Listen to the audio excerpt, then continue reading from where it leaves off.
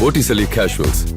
The real casuals. Botticelli and Raphael, shirts and trousers. புதுச்சேரியில் ஒரு 3 மாடி கட்டடம் வந்து இடிஞ்சிச்சு. வீடு விழுந்த இடத்துக்கு பக்கத்துலேயே ஒரு கால்வாய் இருக்கு.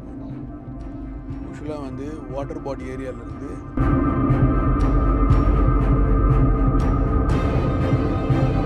அரசாங்கமே வந்து இல்லைப்பா இங்கே நாங்கள் பர்மிஷன் கொடுக்க மாட்டோம்ப்பா, இந்த இடத்துல வந்து வாட்டர் பாடி இருக்குது, நாளைக்கு இதனால் என்ன ஃப்யூச்சரில் என்ன நடக்க போகுதுன்றது யோசிக்கிறது கிடையாது. நீ கட்டிக்கிறியா கட்டிக்கோ, எனக்கு ரெவன்யூ பணம் கொடுத்துட்டியா பணம் வாங்கியாச்சா, நமக்கு எல்லாம் பாஸ் பண்ணி நீ கட்டிக்கோ. முக்கால்வாசி பேர் என்ன நினைக்கிறாங்கன்னா ஸ்ட்ரக்சர் போட்டவொடனே இன்ஜினியர்கிட்ட எதுக்கு வேணுன்ற கேள்வி அவங்களுக்கு வருது. வந்து ஒரு வெடிப்பு வருது, அது எல்லா இடத்துலையுமே வருமா கேட்டால் அது வந்து நீர் வெடிப்பு சம்திங் ஏதாவது ஒரு பேர் வந்து சொல்கிறாங்க, அது வரலாமா? வரக்கூடாது. அவசரமாக கட்டும் போது தான் இது வருது. அவசரமாக கட்டணும்னா இது வரவே கிடையாது. நிறைய கிராக்ஸ் இருந்துச்சுன்னா ப்ராப்ளம் தான். மணல் இன்னைக்கு கலப்படம்ன்றது ரொம்ப இதாகி போச்சு. புதிய தலைமுறை நேயர்களுக்கு வணக்கம். பொதுவாக நம்ம எல்லாருக்குமே சொந்த வீடு வாங்கணும், சொந்த வீடு கட்டணும் அப்படிங்கிற கனவு நிச்சயமாகவே இருக்கும்.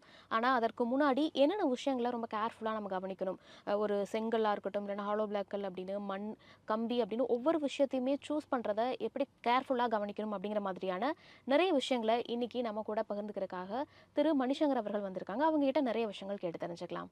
வணக்கம் சார். வணக்கம்மா, நல்லா இருக்கீங்க? நல்லா இருக்கேன் சார். இப்போ சமீபத்தில் வந்து புதுச்சேரியில் ஒரு 3 மாடி கட்டடம் வந்து இடிஞ்சிச்சு. அது உண்மையாகவே பார்க்குறக்கு ஒரு வருத்தமான விஷயமாக தான் இருந்துச்சு. அந்த வீடு மாதிரியான சம்பவங்கள் இது அதுக்கு முன்னாடி நடந்திருக்கா? ஒரு வீட்டுக்கு மண் பரிசோதனை அப்படிங்கிறது எவ்வளவு முக்கியம்? வீடு விழுந்த இடத்துக்கு பக்கத்துலேயே ஒரு கால்வாய் இருக்குமா. யூஸ்வலாக வந்து வாட்டர் பாடி ஏரியாவிலேருந்து கிட்டத்தட்ட ஒரு 5 மீட்டர்ஸ் இல்லை 10 மீட்டர்ஸ் டிஃப்ரென்ஸில் தான் வீடு கட்டணுன்றது ஒரு நார்ம்ஸ் இருக்குது. முதல்ல அதுக்கு திட்ட அனுமதி கட்ட அனுமதி கொடுத்துருக்காங்களா? அப்படியே கொடுத்துருந்தாலும் அந்த பஞ்சாயத்தோ அந்த ஊரோ அப்போ அவங்க தவறு பண்ணுறாங்கன்னு ஒன்று அர்த்தம்.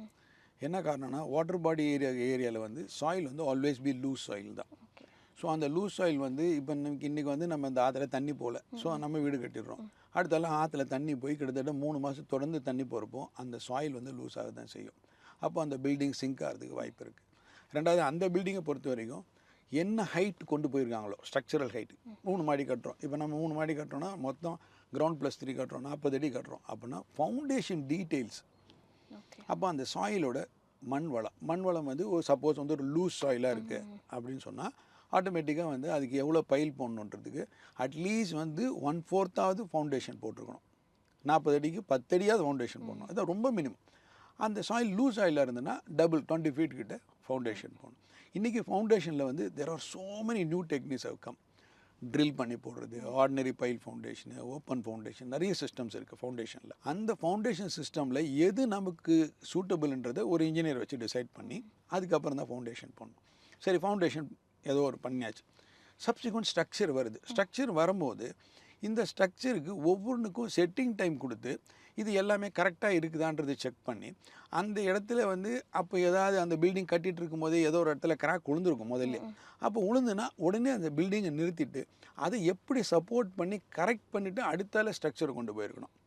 அந்த மாதிரி பண்ண அதை ஃபுல்லாக ஃபினிஷ் பண்ணிட்டாங்க. அந்த பில்டிங் எனக்கு பார்க்கும்போது ஏதோ புதுசாக ஃபினிஷ் பண்ண மாதிரி இருந்தது. அந்த ஃபினிஷ் பண்ண பில்டிங்கை பண்ணும்போது உங்களுக்கு ஆட்டோமேட்டிக்காக அந்த வைப்ரேஷன்ஸ் ஃபஸ்ட்டே இருந்திருக்கும். என்னதான் இருந்தாலும் ஒரு துணியோ ஒரு பேப்பரோ கிளியறது முன்னால் லைட்டாக அந்த இடம் நஞ்சு போன மாதிரி அது மாதிரி அந்த வீடுக்குள்ளே போகிறப்ப அவனுக்கு அதிர்வு இருந்திருக்கும் கட்டாயமாக அந்த இதில். அது உணர்ந்த போதே அவங்க அதை பண்ணியிருந்தாங்கன்னா பண்ணியிருக்கலாம். அவங்க அது வந்து இதில் என்ன இருக்குது, இது வந்து நிறைய பேர் வந்து இந்த சப்ஜெக்டை இது பண்ணதில்லை. மூணாவது வந்து நிறைய பேர் என்ன நினைக்கிறாங்கன்னா, இப்போ ஒரு வீடு கட்ட இன்றைக்கி வந்து கால்கோள் விழா நடத்திட்டோம் அப்படின்னா உடனே டிசைட் பண்ணிடுறாங்க என்றைக்கு அதுக்கு கிரகப்பிரவேசம். சப்ஜெக்ட் அது கிடையாது. ஏன்னா அதில் வந்து மழை, சீதோஷனம், மெட்டீரியலோட விலை, ரெண்டாவது லேபர் அவைலபிலிட்டி, இந்த சப்ஜெக்ட்ஸ்லாம் டிசைட் பண்ணி அந்த மாதிரிலாம் கிடையவே கிடையாது. கேட்டால் நான் வந்து உத்தராயணத்தை ஸ்டார்ட் பண்ணி உத்தராயணத்தை இந்த சப்ஜெக்ட்லாம் கிடையவே கிடையாது. வீடை பொறுமையாக நிறுத்தி நிதானமாக ஒவ்வொரு சப்ஜெக்டும் ஒரு டெக்னிக்கல் பர்சனை வச்சு ஒவ்வொன்றுக்கு செட்டிங் டைம் கொடுத்து க்யூரிங் பண்ணணும். இந்த பில்டிங்கை நிறைய பேர் க்யூரிங் பண்ணுறதே கிடையாது. நிறைய பேர் என்ன நினைக்கிறாங்கன்னா சிமெண்ட்டுன்றது தண்ணி பட அதோட ஸ்ட்ரென்த்தோடைய இதே ஜாஸ்தி. அந்த மாதிரி ஒரு சப்ஜெக்டை கொடுக்க மாட்டுறாங்க. என்ன காரணம்னா லேபர் இன்றைக்கி காஸ்ட் ஆகிடுச்சு. அதனால் க்யூரிங்க்கு எதுக்கு தனியாக லேபர். ரெண்டாவது, எல்லோரும் பையர்ஸ் எல்லாருமே எப்படி இருக்காங்கன்னா வீடு வாங்கும் போது வீட்டுக்குள்ளே இருக்கிற இன்டீரியர் சப்ஜெக்டை மட்டும்தான் பார்க்குறாங்க. ஒரு எலிகன்ஸ், ஒரு மாடல் ஃப்ளாட்டை ஒருத்தர் கட்டி வச்சுருக்காரு, ஒன்று உள்ளே போகிறாங்க அப்படியே fall ceiling, lighting, system, showroom, furnishing ஓகேன்றாங்க. அந்த ஸ்ட்ரக்சரலில் என்னன்றதை வந்து நிறைய பேர் பார்க்குறதே கிடையாது. அதனால தான் இந்த மாதிரி ஒரு பில்டிங் விழுந்துடுச்சு. இதே மாதிரி பார்த்தீங்கன்னா சென்னையில் நிறைய பில்டிங் இப்போ நீங்கள் போய் பார்த்தீங்கன்னா நம்ம அடையார் ரிவர் சுற்றி எத்தனையோ அடுக்குமாடி கட்டிடங்களை எப்படி அரசாங்கம் அனுமதிக்குது? இன்றைக்கி வந்து இது 2015 ஒரு மழை வந்துச்சு, இப்போ ஒரு மழை வந்துச்சு. இந்த மழையில் வந்து எத்தனை பில்டிங் உள்ள தண்ணி போச்சுன்னு யாராவது சர்வே பண்ணாங்களா? இந்த பில்டிங்லாம் கட்டியாச்சு. இந்த மாதிரி வாட்டர் பாடி ஏரியா பக்கத்தில் இவ்வளோ தள்ளி கட்டணுன்ற ஒரு நார்ம்ஸே இல்லாமல் சிஎம்டே எப்படி ஃபங்க்ஷன் ஆகுது? ரிவர் பாடி இருக்குது, அடையார் ரிவர் பாடி இருக்குது. ரிவர் பாடிக்கிட்ட ஒவ்வொரு மல்டி ஸ்டோரி பில்டிங்கும் என்ன நார்ம்ஸில் கொடுக்குறீங்க? அப்போ நீங்கள் அரசாங்கமே வந்து மக்களுக்கு செய்யலைன்னா அப்போ யார் செய்ய போகிறா? ஒரு பிஸ்னஸ்மேன் அவர் பணம் போட்டு எடுக்க தான் பார்க்க போகிறாரு ஒழிய அரசாங்கமே வந்து இல்லைப்பா இங்கே நாங்கள் பர்மிஷன் கொடுக்க மாட்டோம்ப்பா, இந்த இடத்துல வந்து வாட்டர் பாடி இருக்குது, இதிலேருந்து நீ வந்து 30 மீட்டர் தாண்டி தான் 100 அடி தள்ளி தான் கட்டணும், இந்த மாதிரி ஏன் ஒரு நார்ம்ஸை வச்சுக்கல? சரி, அப்படியே நீங்கள் அது கொடுக்க வேண்டிய அவசியம் என்ன? அந்த இடத்துல தான் கொடுக்க வேண்டிய என்ன அவசியம் இருக்குது? வேறு இடத்துல கொடுங்க, மல்டி ஸ்டோருக்கு.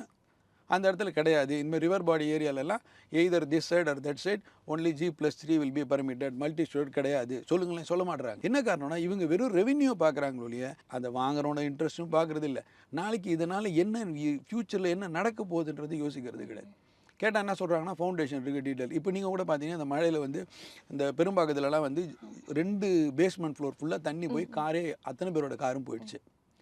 சரி, பேஸ்மெண்ட் ஃப்ளோர் போடுறீங்களே, அந்த இடத்துல தான் சுயேஜ் லைனே கிடையாது, அப்புறம் எப்படி பேஸ்மெண்ட் ஃப்ளோர் பர்மிட் பண்ணுறீங்க? ரெண்டாவது அவங்ககிட்ட அதுக்குள்ளே இன்ஃப்ராஸ்ட்ரக்சர் இருக்கா? ஒரு பேஸ்மெண்ட் ஃப்ளோரில் மழை பெஞ்சா அதை பம்ப் பண்ணுறதுக்குன்னு பெரிய ஜெட் மோட்டர்ஸ்லாம் இருக்குது. அந்த ப்ரொவிஷனே இல்லாத இடத்துக்கு நீங்கள் எப்படி நீங்கள் கனெக்ஷன்ஸ் கொடுத்தீங்க? அந்த பில்டிங்கில் கட்டி முடிக்கும் போது வாட்டர் மழை பெஞ்சால் இம்மீடியட்டாக அதை பம்ப் பண்ணுறதுக்குள்ளே ஜெட் மோட்டர்ஸ் அங்கே ஃபிக்ஸிங் இருந்துருக்கணும். அப்போது எந்த ஒரு இன்ஃப்ராஸ்ட்ரக்சரும் ஒரு ஒரு ஒரு வீடு கட்டும் போது எனக்கு ரெவென்யூ மட்டும் வருதுன்னு சொல்லிட்டு எல்லா பில்டிங்கும் பர்மிஷன் கொடுத்துட்டு அதுக்கப்புறம் வாங்கினவன் தான் இப்போ கஷ்டப்படுறான். அந்த வீட்டில் அந்த டபுள் பேஸ்மெண்ட்டில் கார் என்ன யோசிச்சு பாருங்க. அது தண்ணி எடுக்கிறதுக்கே உங்களுக்கு 1 வாரம் ஆச்சு. அப்போ ஆட்டோமேட்டிக்காக அந்த கார் என்ன போகுது? ஸ்க்ராப்பில் போகுது. இது நம்ம வந்து அப்போ அந்த பையரை போய் நம்ம நொந்துக்க முடியாது. காரணம் என்னென்னா பையரை பொறுத்த வரைக்கும் டெக்னிக்கல் சப்ஜெக்ட்ஸ் எதுவும் தெரியாது. கவர்மெண்ட்டுக்கிட்ட டெக்னிக்கல் ஹேண்ட்ஸ் நிறைய இருக்காங்க. அவங்க ஏன் அதை செய்கிறாங்க? எப்போ இங்கே சுய இதே கிடையாது, இந்த இடத்துல நீ கொடுத்தா இந்த இவ்வளோ இன்ஃப்ராஸ்ட்ரக்சர் ப்ரொவைட் பண்ணணும், இந்த இன்ஃப்ராஸ்ட்ரக்சர் இருந்தால் தான் உனக்கு கம்ப்ளீஷன் சர்டிஃபிகேட் கொடுப்பேன். அது மாதிரி ஒரு இன்சிஸ்ட் பிளான் இல்லை. நீ கட்டிக்கிறியா கட்டிக்கோ, எனக்கு ரெவென்யூ பணம் கொடுத்துட்டியா, பணம் வாங்கியாச்சா, நமக்கு எல்லா பாசம் வந்து நீ கட்டிக்கோ. அப்போ என்ன ஆகுது? கடைசியில் அல்டிமேட்லி பொதுமக்கள் தான் பாதிக்கப்படுறாங்க இல்லையே, 2 சாராரும் பாதிக்கப்படுறதில்ல. பணம் போட்டவங்களும் பாதிக்க போகிறதில்ல, அரசாங்கமும் பாதிக்க போகிறதில்ல. அரசாங்கம் என்ன பண்ண போகுது? உங்களுக்கு வேணால் நிவாரணம் வேணால் கொடுக்குறோம், இவ்வளோ தான் சொல்ல போகுது. அவனுக்கு நிவாரணம் கொடுக்குறது பெரிய விஷயம் இல்லை, முதல்லயே இதை கரெக்ட் பண்ணணுன்றது தான் என்னுடைய ஆசை. அடுத்ததாக வீடு கட்டுறதுக்கு முன்னாடி நம்ம ஒரு பட்ஜெட் அப்படிங்கிறத ஃபிக்ஸ் பண்ணுவோம். அந்த பட்ஜெட் வந்து எந்த மாதிரியான விஷயங்களை நம்ம மைண்டில் வச்சுட்டு ஃபிக்ஸ் பண்ணுவோம்? ஏன்னா திடீர்னு பொருளோட விலை அப்படிங்கிறத அதிகரிக்கலாம், இந்த மாதிரியான நிறைய டேர்ம்ஸ் இருக்கும்போது பட்ஜெட் எப்படி ஃபிக்ஸ் பண்ணணும்? தனி வீடு ஒருத்தர் கட்டணும் அப்படின்னு சொன்னீங்கன்னா பஃபர் 100 ரூபா போட்டு வீடு கட்ட போகிறோம் அப்படின்னா 30 ரூபா பஃபர் வச்சுக்கணும். 130 ரூபா இருந்தால் அந்த 100 ரூபா பொருள் வாங்குறதுக்கு வச்சுக்கணும். என்ன காரணம்னு சொன்னால் விலையேற்றங்கள் வந்து பொருளாதார விஷயங்கள் நிறைய விஷயங்கள் இருக்குது. ஒரு இண்டிவிஜுவலாக வீடு கட்டுறவர் வந்து ஃபஸ்ட்டு பிளான் பண்ணிக்கணும். ஆக்சுவலாக ஃபஸ்ட்டு நம்ம ஒரு பட்ஜெட்டிங் போட்டோம். இந்த பட்ஜெட்டில் நம்மகிட்ட ஒரு 30% பஃபர் இருந்தால் அந்த ப்ராஜெக்ட் வந்து சக்ஸஸ்ஃபுல். இல்லைனா சக்ஸஸ்ஃபுல் கிடையாது. காரணம் என்னன்னு சொன்னால் லேபர் ஏறலாம். திடீர்னு உங்களுக்கு தெரியும், நடுவில் வந்து திடீர்னு இந்த north Indian labour, south Indian ஒரு பிரச்சனை, எல்லாரும் போயிட்டாங்க, திருப்பி 10 நாள் கழிச்சு வந்தாங்க இல்லையா. இந்த மாதிரி டைமில் வந்து லேபரோட காஸ்ட் ஏறிடுது. 3வது வந்து உங்களுக்கு நேச்சுரல் கேலமிட்டிஸ் இருக்குது, மழை, இந்த மாதிரி சப்ஜெக்ட். 4வது வந்து நம்ம ஊரில் திடீர்னு வெள்ளம் வந்துடுச்சுன்னு வச்சுக்கோங்க, எல்லா பொருளும் உடனே அன்றைக்கி ராத்திரியே ஏற்றிடுறாங்க. அது எப்படி தான் ஏற்றுவாங்களோ சொல்லி கையில் இருக்க ஸ்டாக்கு கூட அன்றைக்கி 300 மடங்கு ஏறிடுது. இந்த மாதிரி விஷயங்களில் வந்து ஒரு இண்டிவிஜுவலாக வீடு கட்டுறவங்க பாதிக்கப்படுவாங்க. 3வது இண்டிவிஜுவலாக வீடு கட்டுறவங்க என்ன ஒரு டிசைனில் மிஸ் பண்ணிடுறாங்கன்னு சொன்னீங்கன்னா, பட்ஜெட்டிங் ஒரு சிஸ்டம் இருந்தால் கூட டெக்னிக்கல் ஹேண்ட் நோஹோ வந்து வச்சுக்கணும் கையிலேயே. முக்கால்வாசி பேர் என்ன நினைக்கிறாங்கன்னா, ஸ்ட்ரக்சர் போட்டோடனே இன்ஜினியர் என்று எதுக்கு வேணுன்ற கேள்வி அவங்களுக்கு வருது. ஆனால் ஒரு இன்ஜினியர் தான் எத்தனை அடியில் சுவிட்ச் பாக்ஸ் வைக்கணும்னு தெரியும், எந்த சுவிட்ச் பாக்ஸ் எந்த இடத்துல வைக்கணும்னு தெரியும், எந்த இடத்துல ஸ்டேர்கேஸ் டைப் சுவிட்ச் வைக்கணும்னு தெரியும், எந்த இடத்துல வந்து கதவை எந்த பக்கமாக திறக்கணும்னு தெரியும், இந்த பக்கமாக மாறி திறக்கக்கூடாது, செவுத்து ஓரமாக எப்படி போகணும், ஒரு கம்மோடு பாத்ரூமில் இருக்குன்னா அந்த கம்மோடுக்கு அப்ரோச், ஈஸி அப்ரோச் எப்படி இருக்குன்னு இந்த சப்ஜெக்ட்ஸ்லாம் ஒரு டெக்னிக்கல் பர்சனுக்கு தெரியும், நான் டெக்னிக்கல் பர்சனுக்கு தெரியாது. ஆனால் வீடு கட்டுறவங்க என்ன நினைக்கிறாங்கன்னா, முதல்ல வந்து இன்ஜினியர் வச்சு ஃபவுண்டேஷன் போட்டாச்சு, இது முடிஞ்சிடுச்சு, அப்புறம் எதுக்கு காங்கிரீட் போட்ட பேர் இவர் என்னது, இல்லை சார் நான் அப்புறம் கூப்பிட்றேன் சார் அவங்களன்னு வச்சு விட்டுடுறாங்க. அப்போ என்ன ஆகுது? அவர் சர்வீஸுக்கு காசு கொடுக்கலன்னா அவர் வராமல் போயிடுறார். இவங்க என்ன நினைக்கிறாங்க, இந்த மேசன் வச்சே கட்டி முடிச்சிடலான்னு நினைக்கிறாங்க. அங்கே ஒரு பெரிய பிளண்டர் அந்த இது. அதுக்கப்புறம் இதை கரெக்ஷனுக்கு திருப்பி செலவு பண்ணுறாங்க. 4வது வந்து ஒவ்வொரு வீடும் கட்டும்போது அந்த ஏரியாவுடைய டெம்பரேச்சர்ஸ், இப்போ வந்து நம்ம வந்து சப்போஸ் ஒரு ரொம்ப ஹாட்டான பிளேஸில் இருக்கணும் அப்படின்னா ரூஃப் ஹைட்டை குறைக்க நமக்கு சஃபகேஷன்ஸ் வரும். அப்போ ரூஃப் ஹைட் கொஞ்சம் ரைஸ் பண்ணலாம். 2வது வந்து இப்போ நம்ம ஒரு கோஸ்டல் சைடில் கட்டுறோம் அப்படின்னு சொன்னால் அந்த கோஸ்டல் சைடில் விண்ட் ப்ளோ எப்படி இருக்குன்றது தெரிஞ்சுட்டு அதுக்கேற்ற மாதிரி டோர்ஸ் அண்ட் விண்டோஸ் ஃபிக்ஸ் பண்ணணும். நம்ம ஆப்போசிட் சைடில் வச்சுட்டு ஐயோ என்ன கதவு டம்முன்னு அடிச்சுட்டே இருக்குது அப்படின்னு நம்ம யோசிக்க வேண்டிய இதுவே கிடையாது. இது மாதிரி ஒவ்வொரு பார்ட்டும் ஒரு வீடு கட்டும்போது ஒரு டெக்னிக்கல் ஹேண்டை ஃபுல் சப்போர்ட் வச்சுட்டு பண்ணால் தான் சக்ஸஸ்ஃபுல். பட்ஜெட்டை பற்றி பேசும்போது முதல்ல நம்ம ப்ராக்டிக்கலாக மார்க்கெட்டில் போய் ஒவ்வொரு பொருளோட விலை என்னன்னு தெரியும். நம்ம எல்லாருமே என்ன பண்ணுறோம்னா, ஒன்று கூகுளில் போடுறோம், ப்ரைஸிங் எடுக்கிறோம், கால்குலேட் பண்ணிக்கிறோம். அப்போ ஒயர் வந்து 720 ரூபா 3 ரூபா ரைட், அது இது போட்டு கணக்கு போட்டு இவ்வளோ ஆகிப்போச்சு, இவ்வளோ வச்சு போதும் பட்ஜெட் கரெக்டாக இருக்குது நம்மக்கிட்ட அப்படின்னு எனக்கு கிடையவே. என்ன காரணம்னா, நீங்கள் கூகுளில் பார்க்குற ப்ரைஸிங்கோட கடையில் இருக்கிற ப்ரைஸிங் டோட்டலாக டிஃப்ரெண்ட்டாக இருக்கும். 2வது உங்களுடைய ப்ராக்சிமிட்டி ஆஃப் தி சப்ளையர். உங்கள் கன்ஸ்ட்ரக்ஷன் எங்கே இருக்கோ அது வந்து ஒரு 3 கிலோமீட்டருக்குள்ளே தான் நீங்கள் ஒரு சப்ளையரை ஃபிக்ஸ் பண்ணிக்க முடியும். நீங்கள் வந்து 30 கிலோமீட்டர் 40 ஒவ்வொரு வாட்டியுமா தூக்கிட்டு வர முடியும் பொருள் முடியாது. அப்போ அவங்ககிட்ட என்ன ரேட்டு, இந்த சப்ஜெக்ட்ஸ் எல்லாம் வந்து கால்குலேஷன் பண்ணணும். 2வது நம்ம வந்து லேபரை வச்சு ஹேண்டில் பண்ணுறோம். ஸோ நம்ம அந்த லேபருக்கு என்ன ஃபெசிலிட்டி கொடுக்குறோம். இப்போ ஒரு லேபர் வைக்கிறோம், அவனுக்கு ஒரு ஷெட்டு போட நம்மகிட்ட இடம் இருக்கா, அவனுக்கு ஒரு ஃபேன் போடுறோமா, ஏன்னா இதெல்லாம் வந்து இன்றைக்கி வந்து ஏன்னா இந்த லேபர் இல்லாமல் இந்த ஸ்ட்ரக்சர் என்ன தான் உருவாக்கிட முடியாது. என்ன தான் நீங்கள் பிளான் பண்ணாலுமே 2 கைகள் இல்லாமல் எந்த விஷயத்தையும் சாதிக்க முடியாது. அதை சாதிக்கணுன்னா அந்த லேபரை எப்படி ஹேண்டில் பண்ண போகிறோம், அவனுக்கு என்ன ப்ரொவிஷன் கொடுக்குறோம், அவனுக்கு ஒரு ஃபேன் கொடுக்குறோமா, லைட் கொடுக்குறோமா, ப்ளக் பாயிண்ட் கொடுக்குறோமா, என்னடா தம்பி ஒரு பாய் கொடுக்குவா, இந்த மாதிரி விஷயங்கள்லாம் நம்ம பட்ஜெட்டில் சேர்த்துக்கணும். நம்ம இதெல்லாம் சேர்த்துக்கிறது இல்லை. நீ போய் படுத்துக்கோ, அவன் ஒரு 3 நாள் நின்று இல்லை சார் எனக்கு முடியல சார் போகிறேன் சார். அப்போ நம்ம அவனுக்கு ஒரு கம்ஃபர்ட்ஸை கொடுத்தோன்னா அவன் நம்ம நிற்பான். ஸோ லேபர் இருந்தால் தான் கண்டினியூஸ் ப்ராசஸ். என்னதான் மெட்டீரியல் நீங்கள் டவுன் பண்ணிட்டாலும் இது தூக்குறதுக்கும் இறக்குறதுக்கும் வைக்கிறதுக்கும் ஒரு ஆள் வேணும் இல்லை. அப்போ அதுக்கு உள்ள ப்ரொவிஷன்ஸ் என்ன பண்ணுறோம், அதுக்கு நம்ம பட்ஜெட்டில் சேர்த்துட்டோமா, இந்த பணத்தை சேர்த்து வச்சுட்டோமா. 2வது வீடு கட்டி முடிச்சோடனே எல்லோரும் வுட் ஒர்க் போகிறாங்க. வுட் ஒர்க் போகிறப்போ என்ன பிளான் பண்ணிக்கிறாங்கன்னா, ஒரு மினிமம் வந்து 400 ரூபா 500 ரூபா ஸ்கொயர் ஃபீட் கால்குலேட் பண்ணிக்கிறாங்க. இன்றைக்கி வந்து பார்த்தீங்கன்னா மெட்டீரியல் இம்போர்ட்டட் மெட்டீரியல்லாம் ஃப்ளட்டட் இந்த மார்க்கெட். 2வது எல்லாருமே டிவியில் பார்க்குறாங்க, அதில் வர மாடலர் கிச்சனை பார்க்குறாங்க, இதேமாதிரி எனக்கு கிச்சன் வேணுன்றாங்க. அது வந்து ஒரு ஸ்கொயர் ஃபீட்டு எவ்வளோ காஸ்ட் ஆகும். அப்போ வந்து நம்ம வந்து அதெல்லாம் முதல்லையே பிளான் பண்ணிக்கணும். ஒரு மாடலர் கிச்சன் என்ன மாதிரி பண்ணுறோம், அதுக்கு என்ன செலவாக போகுது. 2வது இன்றைக்கி வந்து எல்லாருக்குமே வந்து இந்த மாடலர் கிச்சன்றது ஒரு ஆம்பிஷன். ஒரு ஒரு ஒரு ஒரு பெண்மணியாக இருக்கிறவங்க அவங்க வீட்டோட கிச்சன் வந்து அவங்களுக்கு ஒரு ப்ரெஸ்டீஜ். ஸோ அதனால் அவங்க நினைக்கிறாங்க இந்த மாதிரி என்னோடய கிச்சன் இருக்கணும் அப்படின்னு நினைக்கிறேன். ஸோ அதுக்கு என்ன பட்ஜெட்டு, இந்த மாதிரி பிளானிங் சிஸ்டம் ஒன்று நம்ம பிளான் பண்ணுறோம். இல்லை நம்ம சண்டே நம்ம பையனுக்கு ஒரு ரூம் கட்டுறோம், அவன் ஒரு 8th ஸ்டாண்டர்ட் படிக்கிறான், அப்போ அவனுக்கு ஒரு ரூம் கம்ஃபர்ட்ஸ் எப்படி இருக்கணும். நம்ம இதெல்லாம் வந்து ஃபஸ்ட்டு பிளான் பண்ணி இதெல்லாம் வந்து நம்ம பட்ஜெட்டில் சேர்த்துட்டு இதெல்லாம் நம்ம கையில் இருக்கா அப்படின்னு தெரிஞ்சுட்டு உள்ளே இருக்கணும். நிறைய பேர் என்ன பண்ணுறாங்கன்னா வீடு கட்ட ஆரம்பிச்சிடுறாங்க, அதுக்கப்புறம் லோன் போகிறாங்க, லோன் போன பிறகு அந்த லோன் எக்ஸாஸ்ட் ஆகிடுது, அதுக்கப்புறம் வெளியில் போய் கடன் வாங்குறேன். இதெல்லாம் என்ன ஆகுதுன்னா, ஒரு கடன் வாங்குறதுக்கு அடைக்கிறதுக்கு கஷ்டம், 2 கடன் வாங்கினா எப்படி அடைக்கிறது. 2வது வெளியில் கடன் வாங்கும்போது அது வேறு சிஸ்டம், பேங்க்கில் ப்ரொவிஷன்ஸ் வேறு, ஏன்னா பேங்க்கில் டிரான்ஸ்பரன்சி இருக்குது. ஸோ இதெல்லாம் வந்து பட்ஜெட்டிங் பிளானிங் பண்ணும்போது ஒரு வீடு கட்டுறதுன்னா முதல்ல ஒரு டெக்னிக்கல் ஹேண்ட் அப்ரோச் பண்ணணும். இப்போ இந்த மாதிரி ஒரு டெக்னிக்கல் ஹேண்ட் வந்தாங்கன்னா நாங்கள் முதல்ல எல்லாமே தரோவாக பேப்பர் போட்டு கொடுத்துருவோம். சரி இதெல்லாம் இப்படி இருக்கும், இந்த மாதம் இப்படி தான் இருக்கும், சிமெண்ட் விலை கட்டாயமாக மழை காலத்து வந்துடும், கொஞ்சம் விலை உயரும், கேட்டால் லைம் ஸ்டோன் வரல, இது இல்லை, ஷார்ட் சப்ளை அப்படிமா. அதே மாதிரி பவர் கட் வரப்போதா, இப்போ ஆந்திராவில் பவர் கட் வந்து இங்கே சிமெண்ட் விலை ஏறிடும். ஸோ இதெல்லாம் நம்ம பிளானிங் சிஸ்டமில் பட்ஜெட்டிங்கில் கொண்டாந்தால் தான் அந்த வீடை சக்ஸஸ்ஃபுல்லாக பண்ண முடியும், இல்லைனா வீடை சக்ஸஸ்ஃபுல்லாக பண்ண முடியாது. ஒரு வீட்டை பொறுத்த வரைக்கும் வீடு ரொம்ப ஸ்ட்ராங்காக இருக்கும், ஏன்னா நம்ம நீண்ட காலத்திற்கான ஒரு இடமாக தான் பார்க்குறோம். சிலர் வந்து செங்கல் ஹாலோ பிளாக்கல் அப்படின்னு சூஸ் பண்ணுவாங்க.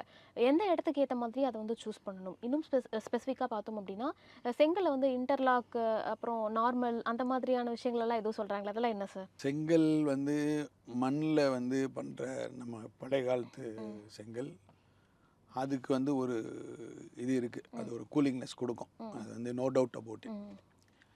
ஆனால் இன்றைக்கி அதோடைய விலை எங்கேயோ இருக்குது. 2வது வந்து இன்றைக்கி பொல்யூஷன் கண்ட்ரோல் போர்டில் அதுக்கு பர்மிஷன் கொடுக்கறதில்ல. 2வது குவாலிட்டியாக சேம்பர் இல்லை. 2வது கல்லை சரியாக வேக வைக்க மாட்டுறாங்க, அந்த கிளைனில் போட்டு. அதனால் என்ன ஆகுதுன்னா உடையும் போது புட்டுப்புன்னு உடஞ்சிருது. அதனால் இப்போ செங்கல் நிறைய பேர் யூஸ் பண்ணுறதில்ல, ஃப்ளை ஆஷ் பிரிக் யூஸ் பண்ணுறாங்க. ஃப்ளை ஆஷ் பிரிக் நிறைய இருக்குது மார்க்கெட்டில்.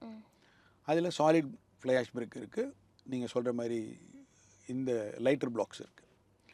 லைட்டர் பிளாக்ஸ் வந்து மல்டி ஸ்டோரி எல்லாத்துலையும் லைட்டர் பிளாக்ஸ் தான் யூஸ் பண்ணுறாங்க. என்ன காரணம்னு சொன்னால் அவங்களுக்கு வந்து அதில் பிளாஸ்டிங்கே பண்ணுறதில்ல, அப்படியே லைட்டர் பிளாக்ஸை போடுறாங்க, அப்படியே பட்டி பார்க்குறாங்க, கலர் போட்டுறாங்க, அதில் ஆணிகள்லாம் அடிக்க முடியாது. எல்லாமே அவன் என்ன டிசைன் கொடுத்துருக்கானோ ஃபஸ்ட்டு உங்களுக்கு வீட்டுள்ள இந்த மாடல் ஃப்ளாட்டில் அதே மாதிரி தான் பண்ண முடியும் இல்லையா, நீங்கள் ஒன்று கூட சேஞ்ச் பண்ண முடியாது. இந்த ஃப்ளை ஆஷ் பிரிக்கு இந்த நம்ம பிரிக்லலாம் வந்து இந்த சுவிட்ச் பாயிண்ட் இந்த பக்கம் லெஃப்ட்டில் இருக்குது. திடீர்னு யோசிக்கிறோம் இந்த இடத்துல நம்ம கட்டில் போட்டால் கொஞ்சம் இடிக்கும் அப்படின்னு 2 அடி தள்ளி வச்சிடலாம். அங்கே அந்த சிஸ்டமே கிடையாது. It can not be change. அது சேஞ்ச் பண்ணணுன்னா அது பெரிய ப்ராசஸ். மூணாவது வந்து ஒரு லைட்டர் பிளாக்ஸு, நீங்கள் இன்டர்லாக்கிங் பிளாக்ஸ், இந்த சிஸ்டம்லாம் வந்து எல்லாமே வந்து இன் ப்ராசஸ், இதாவது ப்ரொடக்ஷனில் எல்லா எல்லாமே இருக்குது. இன்றைக்கி போரத்தம் பிளாக்ஸ் கூட இருக்குது. என்ன ஒன்று, நமக்கு அஃபோர்டபிலிட்டி இருக்கான்றதை நம்ம டிசைட் பண்ணணும். இப்போ நமக்கு வந்து ஆசை இருக்குது இந்த இடத்துல இவ்வளோ சாலிடாக இவ்வளோ ஒரு வீடு கட்டணும். ஆனால் வந்து அந்த பில்டர் அந்த ரேட்டுக்கு அவ்வளோதான் கொடுப்பாருன்னா அதுதான் வாங்கி வரும், அஃபோர்டபிலிட்டி. மூணாவது வந்து இதில் வந்து எதுலேயும் நான் தரம் குறைஞ்சி போச்சுன்னு சொல்லலை, அது நம்மளுடைய யூசேஜ். இன்றைக்கி வந்து கிராமங்களில் போனால் இன்றைக்கும் வந்து சூளையில் போட்டு கல்லை அவங்க நிலத்தில் போட்டு இது பண்ணி கட்டுறவங்களாம் இருக்கிறாங்க. ஆக்சுவலாக சேம்பரில் போட்டு கட்டுறவங்களாம் அவங்க நிலத்திலேயே மரத்தை போட்டு வேக இது போட்டு சூடு பண்ணி கனல் மூட்டி வைக்கிறவங்களாம் இருக்கிறாங்க. அதுக்காக அந்த கல் கெட்ட கல்லுன்னு சொல்ல முடியாது. அந்த கல் நல்ல, அதாவது அவங்க கொடுக்க வேண்டிய அந்த பதமான முறையில் பண்ணிட்டாங்கன்னா அதுவும் குவாலிட்டி. இன்றைக்கும் நம்ம வந்து கேரளாவிலேருந்து வர அந்த பிரிக்ஸ் எல்லாம் வந்து இன்றைக்கி நல்லா இருக்குது. நிறைய பேர் வந்து இந்த ஓல்டு ஸ்ட்ரக்சர் டிசைன் பண்ணுறவங்க அதெல்லாம் இன்னும் யூஸ் பண்ணிகிட்டு இருக்கிறாங்க. அஃபோர்டபிலிட்டி தான் மெயின். ஆனால் இன்றைக்கி வந்து பிரிக்கில் வந்து ஃப்ளை ஆஷ் பிரிக் ஆல்சோ இந்த யூசேஜ். ஃப்ளை ஆஷ் பிரிக்கும் சேம்பர் பிரிக்கும் ஆல்மோஸ்ட் நார்மலைசி பெரிய டிஃப்ரென்சஸ் ஒன்றும் கிடையாது. சேம்பர் பிரிக்கில் உடையுது நிறைய, ஃப்ளை ஆஷ் பிரிக்கில் உடையில, அவ்வளோதான். புது வீடு கட்டி முடிச்சாலுமே கொஞ்ச நாளில் வந்து இந்த செவரில் எல்லாமே வந்து ஒரு வெடிப்பு வருது. அது எல்லா இடத்துலையுமே வருமா? கேட்டால் அது வந்து நீர் வெடிப்பு சம்திங் ஏதாவது ஒரு பேர் வந்து சொல்கிறாங்க. அது வரலாமா? வரக்கூடாது. ஏர் கிராக்ஸ். அது எப்படி பண்ணணுன்னா, ஸ்ட்ரக்சர் போடும்போது இப்போ நீங்கள் பிரிக் ஸ்ட்ரக்சர் போனால் ஒரு 2 அடி போட்டு க்யூரிங் ஒரு 4 நாள் பண்ணிட்டு அடுத்த ஸ்ட்ரக்சர் கொண்டு போகணும். எல்லாருக்கும் அவசரம், உடனே அப்படியே 4 அடிக்கு தூக்கிறது, கட்டுவலையை தூக்கிட்டு க்யூரிங் பண்ணால் அதில் எஃபெக்ட் கிடையாது. ரெண்டாவது வந்து ஒரு சுவிட்ச் போர்டு. இந்த சுவிட்ச் போர்டை வந்து வைக்கிறோம், இந்த சேம்பரில் கட்டுறோம், மிஷின் போட்டு கட் பண்ணுறோம். ஒரு சின்ன பைப் கட் பண்ணும்போது பெரிய இது கிடையாது. அதே வந்து ஒரு சுவிட்ச் பாக்ஸ் ஒரு 6க்கு 4 கட் பண்ணும்போது அதில் வந்து அந்த வைப்ரேஷன்ஸ் ட்ராவல் ஆகும் வாலில். இப்போ நாங்கள்லாம் என்ன பண்ணுவோம்னா ஒரு பிளேட், ஒரு அயன் பிளேட் பாக்ஸ் மாதிரி பண்ணி அதில் வச்சு உள்ள மிஷின் வச்சு கட் பண்ணுவோம். கட் பண்ணோன்னா அந்த வைப்ரேஷன் வந்து இந்த பிளேட் உள்ளே போயிடும். It will not travel to the wall. ஆனால் இது கம்பர்சம் இஷ்யூ, ரொம்ப மெதுவாக ப்ராசஸ் பண்ணணும், அவசரட்டு ப்ராசஸ் பண்ணக்கூடாது. அதே மாதிரி பிரிக் ஸ்ட்ரக்சர் போட்டுறோம், ஒரு லாஃப்ட் அடிக்கிறோம். லாஃப்ட் அடிக்கும் போது என்ன பண்ணுறோம், சென்ட்ரிங்காரனை கூப்பிட்டு அடிக்கணும்னா அவன் அந்த பலகையெல்லாம் இழுத்து பிடிச்சி எடுத்து செவுத்தில் வச்சு ஆணி அடிச்சிடும், அவன் கிராக் பண்ணுறோம். செவுத்துலேயும் ஆணி அடிக்காமல் அந்த லாஃப்ட்டை டிசைன் பண்ணி 2-3 கொம்பு எக்ஸ்ட்ரா ஆனாலும் பரவாயில்ல, 2-3 பலகை எக்ஸ்ட்ரா ஆனாலும் பரவாயில்ல, பொறுமையாக நிதானமாக பண்ணோன்னா இருக்காது. மூணாவது வந்து க்யூரிங். இந்த க்யூரிங்கில் நிறைய பேர் ஃபெயிலியர் ஆகிறாங்க, இதுதான் ப்ராப்ளமே. க்யூரிங் வந்து நல்லா க்யூரிங் பண்ணிவிட்டு அதுக்குள்ளே இருக்க குவாலிட்டி மெட்டீரியல்ஸ் எல்லாமே போட்டுவிட்டோம்னா ஏர் கிராக்ஸ் அவாய்ட் பண்ணிடலாம். ரெண்டாவது வந்து அவசரமாக கட்டும் போது தான் இது வருது, அவசரமாக கட்டலைன்னா இது வர வேண்டிய அவசியமே கிடையாது. ஆனால் எல்லோரும் என்ன சொல்கிறாங்கன்னா, இல்லை சார் நார்மலாக கொஞ்சம் செட்டிங் டைம் லைட்டாக வருது அப்படின்னா லைட்டாக 2-3 வரலாம். ஒரு 3 வருஷம் கழிச்சு அதுக்கப்புறம் அதை ஏர் கிராக் பட்டி வச்சு பண்ணிக்கலாம். இது சப்ஜெக்ட் இருக்குது. நிறைய கிராக்ஸ் இருந்துச்சுன்னா ப்ராப்ளம் தான். ஆமாம். அடுத்ததாக வீட்டுக்கு வந்து இந்த மாதிரி சிமெண்ட்டு கல் பற்றியெல்லாம் பேசும்போது மணல் அப்படிங்கிற விஷயமும் முக்கியமானது. கொஞ்ச நாள் முன்னாடி ஆற்று மணல் அப்படிங்கிறது அவைலபிளாக இருந்துச்சு, அதை யூஸ் பண்ணாங்க. இப்போ எம்சாண்ட் அந்த மாதிரியான விஷயங்கள் எல்லாமே வருது. இது எல்லாத்துக்கும் என்ன வித்தியாசம் இருக்குது? எது கொஞ்சம் நமக்கு நல்லது? ஃபாரினில் டெக்னாலஜி வைஸ் வந்து ஃப்ளை ஆஷ் பிரிக் தான் ஃபாரினில் எல்லாமே. இப்போ துபாயிலெல்லாம் வந்து ஃப்ளை ஆஷ் பிரிக் தான். நமக்கு வந்து மணல் அவைலபிலிட்டி இருந்து யூஸ் பண்ணிகிட்டு இருந்தோம். இன்றைக்கும் வந்து கேரளாவில் மணல் எடுக்கவே மாட்டாங்க, ஆற்றுலேருந்து மணல் எடுக்கவே மாட்டாங்க. They are not permitting. அவன் நேச்சுரல் சோர்ஸ் மெயின்டைன் பண்ணணும்னு சொல்லிட்டு இன்றைக்கும் வந்து கேரளாவுக்கு மணல் நம்ம ஊர் வழியாக, கரூர் வழியாக, கோயம்புத்தூர் இது வழியாக, பொள்ளாச்சி வழியாக தான் போயிட்டுருக்கு இன்றைக்கும். அந்த மாதிரி மணலை வந்து ஒரு நமக்குள்ள ஒரு, அதாவது என் ஃபாதர் காலத்தில் நான் மணல் தான் யூஸ் பண்ணியிருக்கேன். அப்போல்லாம் பார்த்தீங்கன்னா மணல் வந்து டிஃப்ரெண்ட் டைப் ஆஃப் மணல் கிடைக்கும். நிறைய இடத்துலேருந்து குவாரிலேருந்து டிஃப்ரெண்ட்டாக வரும். காங்கிரீட்டுன்னு கொஞ்சம் சைஸ் கல், கொஞ்சம் கல்லோடு சேர்ந்து வர மாதிரி மண் வரும். பிளாஸ்டிக் வந்து ரொம்ப சாஃப்டான மண் தேவை.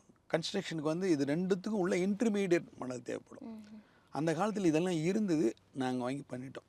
இன்றைக்கி அதெல்லாம் இல்லை. ரெண்டாவது குவாரிஸ், மணல் குவாரிஸில் எடுக்கும்போது ஒரு குறிப்பிட்ட அளவு அது எடுத்திருந்தா அந்த படிவம் அடுத்தால வந்து மழை வந்து படியும். இவங்க என்ன பண்ணுறாங்கன்னா மணல் குவாரியில் இவங்க எடுக்கும்போது பயங்கரமாக பள்ளம் போட்டு எடுத்துடுறாங்க. எடுத்தோன்னா அந்த படிவம் வந்து வருது. வரும்போது பார்த்தீங்கன்னா அதில் அதாவது ஒரு 3 அடிக்கு அடுக்குக்கு எடுத்துட்டிங்கன்னா அந்த 3 அடி அடுக்குக்கு அந்த மண் மழையில் வந்துடும். அப்போ அதை எடுக்கலாம். ஆனால் இவங்க 12 அடி 15 அடி எடுத்துட்டாங்கன்னா அது ஃபுல்லாக அது உள்ளே வரும்போது நமக்கு மேலே கிடைக்கிற மண்ணெலாம் வந்து அவ்வளோ சரியான பொசிஷனில் இல்லை. ரெண்டாவது வந்து மணலில் இன்றைக்கி கலப்படம்ன்றது ரொம்ப இதாகி போச்சு. கடல் மண்ணை எடுத்து கலக்கிறாங்க, நிறைய விஷயங்கள்லாம் இருக்குது. அதனால் மணல் அவாய்ட் பண்ண வேண்டிய அவசியம்தான். இந்த எம்சாண்ட் பொறுத்த வரைக்கும் பார்த்தீங்கன்னா எம்சாண்ட் வந்து குவாலிட்டி எம்சாண்ட் வந்து நல்லா வாஷ் பண்ணி வரதுனா சில கம்பெனிஸில் பெஸ்ட் குவாலிட்டி கொடுக்குறாங்க. சில கம்பெனிஸ் கொஞ்சம் விலை ஜாஸ்தியாக இருந்தாலும் சில பேர் வந்து அதை ஏனோ தானோன்னு ப்ராசஸ் பண்ணுறாங்க. அந்த மாதிரி வாங்காமல் பெஸ்ட்டு ப்ராசஸ் பண்ணி அதை வாங்கி யூசேஜ் பண்ணி யூஸ் பண்ணோன்னா ப்ராப்ளம் மணலில் கிடையவே கிடையாது. Fly ash brick it's also equal to the sand. ஆனால் இன்னும் ஊர் பக்கத்தில் இந்த கன்வின்சிங் மனசில் வரல.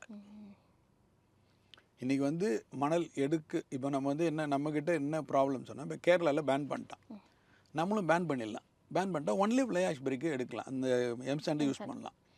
ஆனால் நம்ம என்ன பண்ணுறோன்னா திருப்பி மணலில் கொஞ்ச நாள் டெண்டர் விட்றோம், டெண்டர் அப்போ என்ன ஆகுதுன்னா நம்மகிட்ட இருக்க வேலை லேபர் என்ன சொல்கிறான்னா சார் எனக்கு அந்த மண்ணே கொடுங்க சார், இது வேணாம் சார். உடனே நம்ம என்ன பண்ணுறோம், அதிக விலை கொடுத்து வாங்குகிறோம். அதிக விலை கொடுத்து வாங்கும்போது பிளாக் மார்க்கெட்டிங் ஸ்டார்ட் ஆகிடுது. இதுதான் ப்ராப்ளமே. அரசாங்கம் பிளெயினாக கிடையாதுப்பா, உங்கள் யாருக்குமே கிடையாது.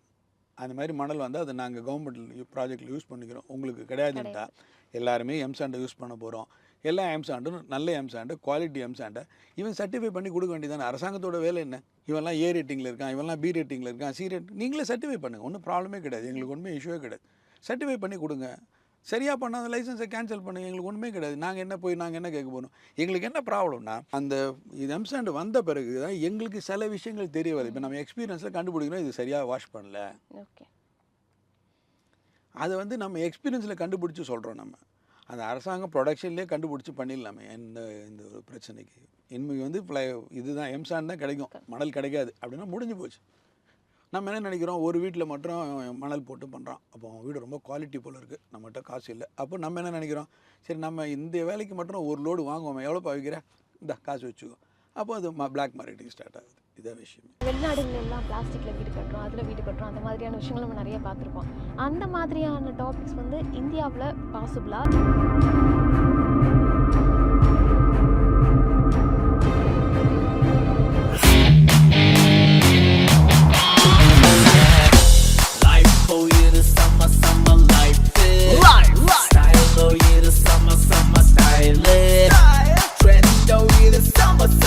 Botticelli Casuals, the real casuals.